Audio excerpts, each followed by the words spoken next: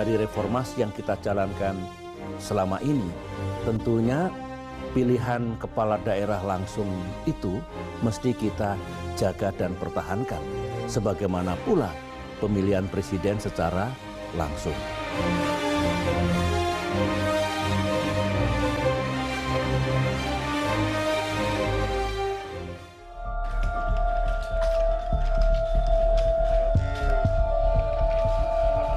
Partai Demokrat membuat kejutan. Sepekan menjelang pengesahan rancangan undang-undang pilkada, partai yang digawangi Syarif Hasan ini mengubah sikap dengan mendukung pilkada langsung dengan sejumlah syarat. Partai Demokrat pada hari ini secara tegas menyatakan bahwa posisi Partai Demokrat yang menjadi pilihan Partai Demokrat adalah pilkada yang dilakukan secara langsung dengan catatan harus dilakukan ada 10 perbaikan atau perubahan besar yang harus dilakukan dan dimasukkan di dalam rancangan undang-undang yang sedang dibahas di DPR RI. Inilah 10 syarat yang diminta Demokrat untuk perbaikan pilkada langsung.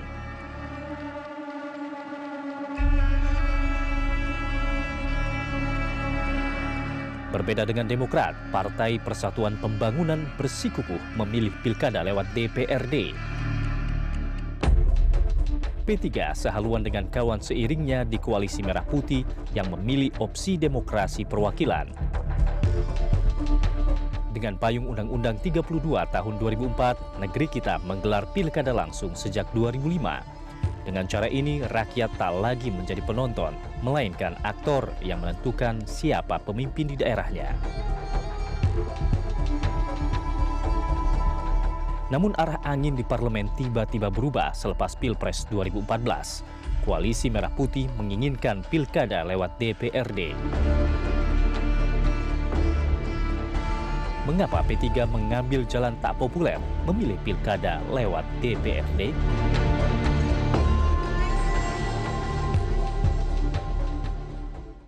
Pemirsa, satu pekan ini, parpol pemilik kursi di parlemen tengah mematangkan sikap tentang sistem pemilihan kepala daerah. Tetap digelar langsung atau dikembalikan melalui DPRD. The Headlines kali ini mengangkat topik arah angin politik pilkada. Untuk membahasnya, kami telah mengundang Muhammad Romahur Muzi, Sekjen Partai Persatuan Pembangunan, dan Ramadan Pohan, Wakil Sekjen Partai Demokrat. Hadir pula Don Bosco Selamun, pemimpin redaksi Berita 1 News Channel, serta Muhammad Kodari, Direktur Eksekutif Indobarometer. Bapak-bapak, terima kasih sudah hadir di The Headlines. Iya, baru saja Demokrat menyampaikan sikapnya yang terakhir adalah mendukung pilkada langsung dengan 10 poin. Bang Don, ini ya, naik turun RUU pilkada. Ini Mas Rapo dan kawan-kawan di Demokrat ini ya, balik kanan namanya. Balik kanan jadi atau cikar kanan. Jadi kalau lihat minggu lalu atau dengar minggu lalu Pak SBY masih bilang ya kita akan lihat pemilihan tidak langsung atau di DPRD. Tapi kemudian minggu belakangan, minggu ini makin jelas isyarat bahwa SBY mendukung pilkada langsung. Ya. Dan saya kira kalau Demokrat sekarang melakukan siaran rapat lalu kemudian kembali untuk pilkada langsung dengan 10 catatannya, menurut saya mereka sudah balik kanan. Dan kalau ikuti apa yang terjadi di luar parlemen, mungkin ini jalan yang benar. Istilah saya, Bang, ini kembali ke jalan yang benar, kembali ke jalan yang lurus, ya. Karena memang sebetulnya ya Pak SBY itu presiden yang lahir dari sistem pemilihan langsung. Ya. Okay. Tidak mungkin apa. Sebelum ke Demokrat, saya ke Pak Romahur Muzi dulu, Mas. Komentar Anda.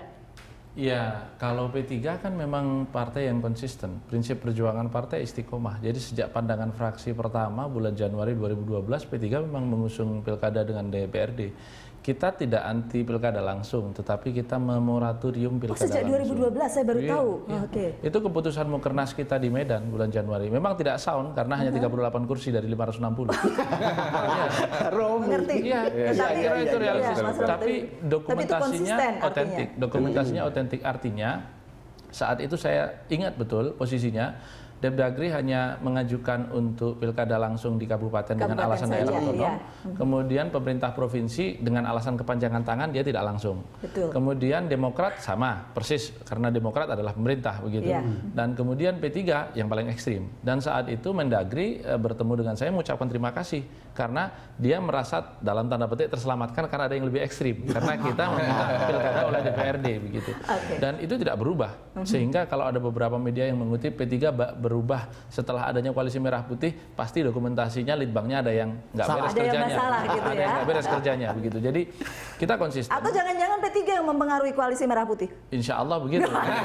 Karena begini, kalau kita berpikirnya sederhana saja bahwa di dalam demokrasi luxury atau kemewahan itu ada ketika rakyat memilih langsung. Tetapi di dalam Islam, karena kita memang bersumberkan kepada nilai-nilai Islam, ada kaidah seseorang itu harus mendahulukan mencegah kerusakan daripada mencapai kemaslahatan. Pilkada langsung itu memiliki sejumlah kemudaratan atau kelemahan, dan itu hasil evaluasi kita. Dan walaupun pilkada tidak langsung juga ada kelemahannya juga gitu ada, kan. tetapi apa yang menjadi kelemahan pilkada langsung itu terjawab jika pilkada tak langsung. Begitu. Dan kita posisinya bukan anti ya, moratorium, berhenti sementara. Berhenti sementara. Pak Ramadan Pohan. Baik. Ya, sebenarnya Balik kanan masih katanya.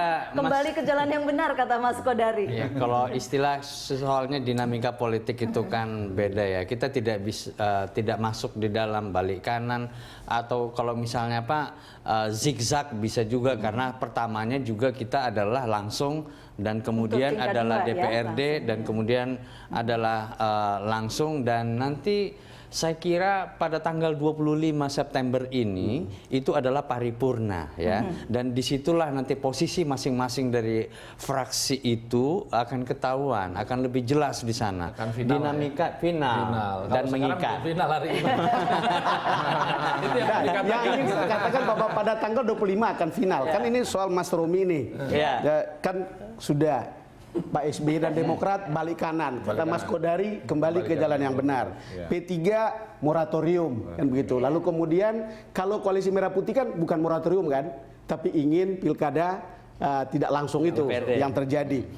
Yang kemudian kita pikir gitu, kita merasa bahwa kalau lihat perkembangan pemberitaan terutama yang terjadi di P3 sekarang ini di mana ada saling pecat memecat, kita melihat sepertinya arah koalisi itu akan berubah dari koalisi merah putih dan kemungkinan juga akan berpengaruh pada cara melihat pilkada langsung atau pilkada tidak langsung ini. Sebetulnya kita mau clarify itu. Nggak ada pengaruhnya. Benar. Jadi mau kita katakanlah misalnya ekstrim pandangan orang bilang kita mau balik kanan kepada Jokowi, nggak ada pengaruhnya. Wong memang ini pandangan yang bersumber kepada nilai-nilai, bukan soal eksistensi. Gini, kalau boleh saya katakan, kalau kemudian mau merapat ke Jokowi sekalipun koalisi merah begitu ya Mas Pohan, itu tetap saja untuk urusan. Karena ini persoalannya persoalan pandangan. Jadi ada satu magnum opus yang dikarang oleh seorang pemikir fikih kenegaraan, namanya Imam Al-Mawardi, bukunya namanya atau kitabnya namanya Al-Ahkamus Sultaniyah. Di situ jelas bahwa ada persyaratan yang diperlukan bukan hanya untuk yang dipilih, tapi juga untuk yang memilih. Itulah kenapa kemudian timbul konsep bahwa pemilihan yang dilakukan oleh orang yang berpengetahuan berbeda dengan orang yang memilih tanpa pengetahuan. Karena itu di dalam proses kemudian orang-orang yang berpengetahuan inilah yang memang memiliki dorongan untuk asumsi memilih. bahwa rakyat tidak berpengetahuan itu adalah asumsi Orde Baru. Itu asumsi elit politik yang menganggap masyarakatnya bodoh, dan karena masyarakatnya dianggap bodoh, akhirnya kemudian dipelihara supaya terus bodoh gitu. Kalau pengalaman saya itu survei, masyarakat itu bisa menilai apakah masyarakat itu puas atau tidak puas dengan kinerja bupati atau wali kota atau presidennya begitu. Kalau itu tidak terjadi, nggak mungkin misalnya Pak SBY terpilih, tidak mungkin kita punya seorang Jokowi, kita punya seorang Ahok, kita punya seorang Tri Risma hari ini, kita punya seorang Ridwan Kamil. Gitu. Kalau saya ingin mengatakannya sederhana saja bahwa asumsi itu bukan asumsi, tapi kenyataan. 68% pendidikan masyarakat kita itu SMP dan bahkan tidak lulus SD 49%. Cuman begini Mas Romi, kita sama Mas Rapo ini kan kita sama-sama tahu di lapangan ketika jadi wartawan, beliau sebelum DPR. Kita tahu bagaimana rakyat itu sudah belajar pemilihan langsung. Iya, Kita sudah tahu kearifannya, kita tahu kekurangannya, kita tahu kecerdasannya. Betul. Dan kita juga tahu hasilnya dan mereka sudah mengevaluasi diri sendiri. Menurut saya ini akan menjadi bola salju di mana rakyat sudah mulai sadar betul untuk memilih pemimpin yang benar dan baik. Apalagi semakin salah satu saja. Ini kan salah satu. apalagi semakin Evaluasi banyak kita contoh bukan hanya kepala itu. daerah yang bagus, apalagi semakin banyak 60% kepala daerah kita yang terpilih langsung dari tanggal 1 Januari 2005 terjerat persoalan korupsi. Siapa yang itu salah? karena KPK ada semenjak pemilihan langsung diselenggarakan. Nanti kita Apapun buktikan itu, ya. kalau dipilih Apapun tidak itu, langsung, ya. saya Oke, tidak Mas. yakin angkanya itu akan berkurang. Nggak, saya kira Kita begini boleh ya. ke Mas Rahmat Saya- Johan soal sebentar, debat yang tentang ya. rakyat itu. Posisi Demokrat, andai kata pemilihan langsung dengan asumsi yang masih terjadi seperti yang dikhawatirkan oleh saudara Romi tadi dan kita semua lah gitu ya, saya kira juga langsung itu juga nggak baik karena selain 80% masuk korupsi dan juga tingkatnya udah di bawah 50% dan bahkan di Deli Serdang itu udah 37% Partisipasi. nyoblos ya, yang mencoblos Partisipasi, itu udah pakai mobilisasi. Tidak heran Nah, Pak Medan tetap- di negara demokrasi maju tingkat partisipasi memang tidak pernah tinggi Nah, sekali, tetapi tapi itu katanya wajar.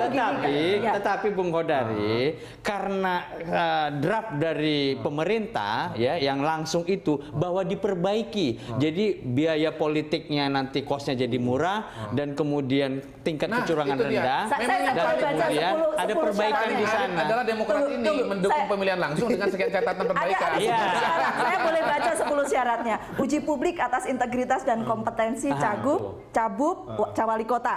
Yang kedua, efisiensi biaya pilkada harus dan mutlak. 3, pengaturan kampanye dan pembatasan dana. Akuntabilitas penggunaan dana kampanye, kemudian larangan politik uang dan sewa kendaraan partai dan sebagainya. Ini soal politik uang. Kemudian larangan untuk melakukan fitnah dan kampanye hitam. Larangan pelibatan aparat birokrasi. Larangan pencopotan aparat birokrasi pasca pilkada. Penyelesaian sengketa pasca pilkada, dan yang terakhir adalah pencegahan kekerasan dari calon Law enforcement, atas- penegakan hukumnya. Artinya Mas Iya. Romi, Di aturan. sebetulnya sederhana. Kita perbaiki saja pemilu kada langsung itu, Itu yang bukan demokrat menghapusnya gitu. Iya, tetapi itu kan kira-kira jalan tapi Mas pikiran. Romi boleh berpandangan lain. Artinya dua-dua sisi itu punya kelebihan dan kekurangan. Bukan begitu Mas Romi ya? Ya. Kita akan kembali sesaat lagi, The Headlines untuk Anda sesaat lagi.